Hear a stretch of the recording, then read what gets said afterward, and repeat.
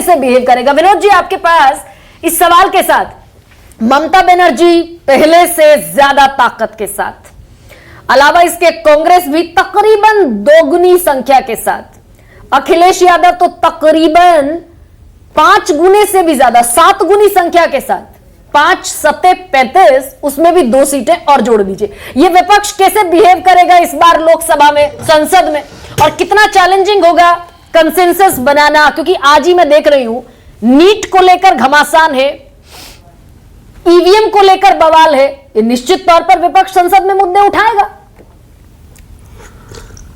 देखिए, ऐसा है, मुद्दों की तो भरमार और लगातार मुद्दे उठते रहेंगे। विपक्ष जो है वो उसका हतोत्साहित नहीं है आज के दिन, वो पूर्व उत्साहित है अच्छे से कि उनके पास आज के दिन आंकड़े हैं, नंबर है। बड़ी लंबी बातचीत हुई कि स्पीकर लेंगे कि नहीं लेंगे। देखिए, बात यह है कि ये छोटी छोटी पार्टीज हैं, पहले बड़ी होती थी, अभी भी छोटी है। 16 पार्टी और 12 पार्टी कोई बड़ी पार्टी नहीं होती है, और इनको तोड़ने में 1 मिनट लगता है, और भारतीय जनता पार्टी का तोड़ने में रिकॉर्ड बहुत अच्छा है। तो ये इस बात पे भी डिपेंड करेगा। चल हो जा शुरू। केसरिया से मन जोगी हुआ रे, दिल झूमे देखो पतवारा हुआ रे, दिल झूमे देखो पतवारा हुआ रे।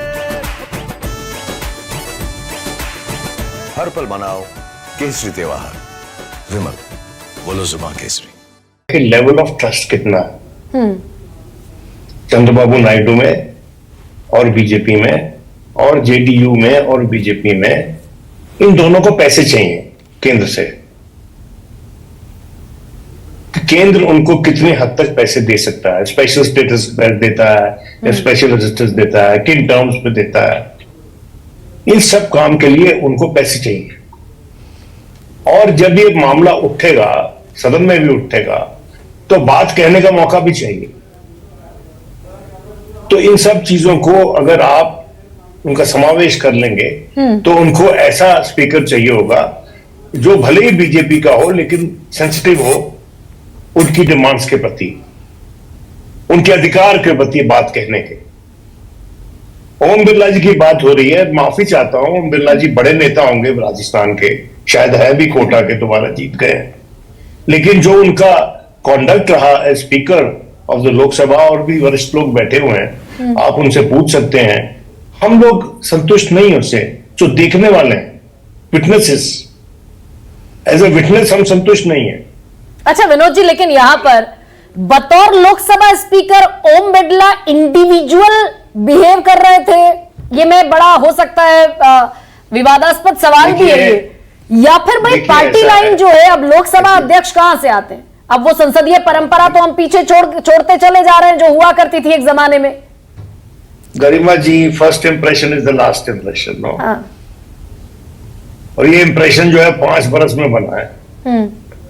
तो अगर उनका व्यक्तित्व परिवर्तन हो गया है तो बड़ी अच्छी बात है, उन्होंने बातें सुन ली हैं भगवत जी की अच्छे से, तो बहुत अच्छी बात है। मैं मानता हूं कि ये बात हो सकती है। और दूसरी बात मैं आपको ये कहना चाहता हूं कि जो डिप्टी स्पीकर का पद है, पूरा साल भर 5 साल इस सरकार ने डिप्टी स्पीकर के पद पे किसी की नियुक्ति नहीं की। क्या कॉन्स्टिट्यूशन की इससे बड़ी अवहेलना हो सकती है क्या? क्या किसी एरोगेंस का इससे बड़ा नमूना हो सकता है क्या कि आपने कॉन्स्टिट्यूशनल पोजीशन लगातार खाली रखी? और ये वो कॉन्स्टिट्यूशनल पोजीशन है गरिमा जी जिसपे अटवाल साहब पीठासीन थे जब नोटों के ढेर लगा दिए गए थे मेज पर। याद होगा, वरिष्ठ पत्रकार बैठे हुए हमारे मित्र, 2 तो को तो पहचानता हूं मैं, और वो उस वक्त नोटों का ढेर लगा दिया था, याद है आपको? और ये कहा था कि वो कॉन्फिडेंस वोट के दौरान, तो ये कहा था कि हमको पैसे का प्रलोभन दिया जा रहा है। वो पैसे अंदर कैसे आ गए? और आपको पता है कि तत्कालीन स्पीकर सोमनाथ चटर्जी को तो आभास भी नहीं था इस बात का. Atwal did not even consult the speaker before allowing the money in. लेकिन विनोद जी, मैं एक छोटा सा इंटरवेंशन कर रही हूं आपके इस स्पीच में. डेप्यूटी स्पीकर, अभी जैसे विनोद जी बता रहे थे या विजय जी ने भी बताया, is it mentioned in constitution? मेरी जानकारी थोड़ा सा बढ़ाइए और दर्शकों की भी जानकारी बढ़ाइए. Is it mandatory? देखिए ऐसा है, ये देश कॉन्स्टिट्यूशन के लेटर और उसकी स्पिरिट पे चलता है. और उसकी स्पिरिट का जो समावेश होता है वो हेल्दी प्रेसिडेंट्स में होता है. अब इस बात को आज के जमाने के मतवाले तो समझेंगे नहीं. मतवाले ही है ना जो लोग समर्थक है, मतवाले हैं वो. मतवालेपन में समर्थन करे जा रहे हैं. आपका गट फील क्या कहता है विनोद जी? आपका पूरा ऑब्जर्वेशन और कैलकुलेशन, ये डेप्यूटी स्पीकर का जो पद मिलना चाहिए पिछले 5 साल से खाली था, इस दफा एनडीए के सहयोगियों को जाता हुआ दिखेगा या फिर विपक्ष की गरिमा का ख्याल रखा जाए? अच्छा व्यक्ति होगा. देखिए इसमें मापदंड होना चाहिए, एक अच्छा पार्लियामेंटेरियन बिठाया जाए इन दोनों पदों पर. अच्छा पार्लियामेंटेरियन, और जो पार्लियामेंट की अहमियत की सुरक्षा करेगा, पार्लियामेंट की वजूद की, उसके इकबाल की सुरक्षा करेगा. देखिए पार्लियामेंट जो है हमारे देश का सबसे बड़ा इंस्टीट्यूशन है. Supreme court is the supreme court of India, but the supreme institution is parliament of India, जहां पर कानून बनते हैं. और सुप्रीम कोर्ट का काम तो कानूनों को इंटरप्रेट करने का है. तो इकबाल, ये वो वाली बात हो गई कि भाई सरकार का इकबाल बुलंद रहे. अब नहीं, देखिए सरकार का इकबाल नहीं, पार्लियामेंट का. क्योंकि सरकारें पार्लियामेंट की कोख से निकलती हैं.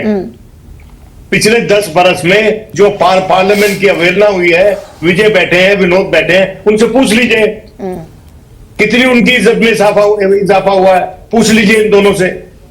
हमने तो पहले बात नहीं की आपके प्रोग्राम से. और दूसरी बात, आपने अग्निवीर की बात कही.